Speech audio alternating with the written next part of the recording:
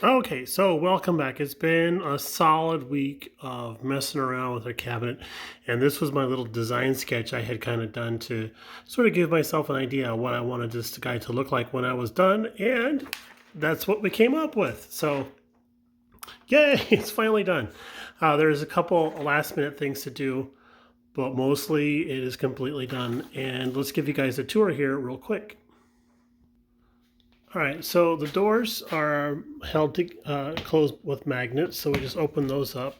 And then we have these little shoulder pieces here that flip down, and those help keep the door open and off of us.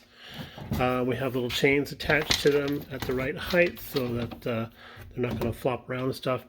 And that gives us a nice little space to stand in, so we can, have ourselves a little extra workspace. This isn't new to the design, but I'm really happy with how this turned out. I really like that. So we can stand into the booth here and use our spray guns, our airbrushes, spray it right into the vent there, which is pretty nasty. I do have to clean that, I admit. But we did go through a couple of different design ideas for how we wanted to do the inside, and I all along knew I wanted to have a white space inside here because of how well it bounces the light around.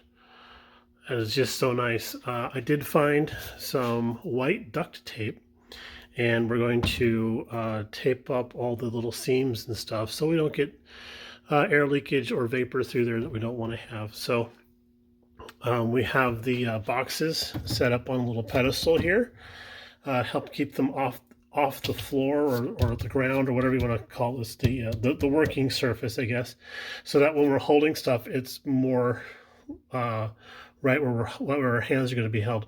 If we had them down on the deck, then they would be a little on the low side. So I thought, well, if we have them up a little bit high, we'll try to help ourselves out quite a bit. The whole thing is designed to be disassembled if need be. All the wiring for the fans and the light up above here, that guy up there, and then a couple other things we have on here, all run behind this panel here. So everything that's a white panel is standing off of the frame with one by stock to help give us passageways behind there so we could have venting around the inside of the cabinet in case any vapor got in there. It could get out or something like that, so nothing's going to be trapped inside. Down below is a cabinet that we got from IKEA that fits this particular frame perfectly. I believe this is like a $20 cabinet or something, and I had to put it together myself, which was no problem, but we got it a little while ago, and we have been incorporating it for all of our paint supplies and stuff, and it's working out pretty well. I really like it a lot, and I like the fact that it fits in here perfectly and we can just lock it and walk away. It is not rated for being a flammable safe container or something like that, so that's I don't think IKEA ever sells anything like that, but this just seemed like a great place to store stuff while we're not using it. Hoses, masks, and then the odd bottle of lacquer thinner or something like that. So hopefully that'll be okay. But take a step back here. We'll go around to the side, to the dark side, and we did stain the side panels because that was just one big sheet of plywood that we cut down. What's really awesome is the home center had a big giant rip saw. You just tell them your measurements and they were happy to do that for us, and they came out perfect dimensions. So I'm going to start doing that every time I'm there. I need something cut down to size. I'll have those guys do it for me because they did a good job of it. Around the back side, so we just have a little bit of stain on there to help with waterproofing. And in the monsoon season we can get heavy humidity around here, so we wanted to kind of protect the wood against that so we didn't have a lot of warping or puckering or anything like that. Here's the exhausts for the fans, and we have them hung up in place here with a little bit of caution tape around there, so if you can't see this in daylight, maybe you can see that, right? So I kind of jokingly refer to these as my robot arms. But yeah, I have them hung up on here, and then up above is our power strip. with his angry lights. And then everything coming off here runs into the inside of the box through the backing boards we were talking about earlier. And then we did add on a little shelf here for our air compressor, because sometimes I would have it over here on the bench, sometimes I'd have it down on the bottom of the when this was all open and stuff, I'd have it down there, and grabbing a hold of it and adjusting it and stuff like that if I needed to quickly was kind of a pain in the neck. So I figured putting it on a little shelf, a little place it can live, was a great idea. So we did that. And then let's go around to the front again. And we do have industrial casters on there, but they're kind of hidden. Let's see if I can move this so they come out. Moves so much easier now. So yeah, those are good size wheels. And they're rated for over 125 pounds each. So I think we're going to be just fine. But yeah, we're done. We're happy with it. I'm really pleased with how it came out.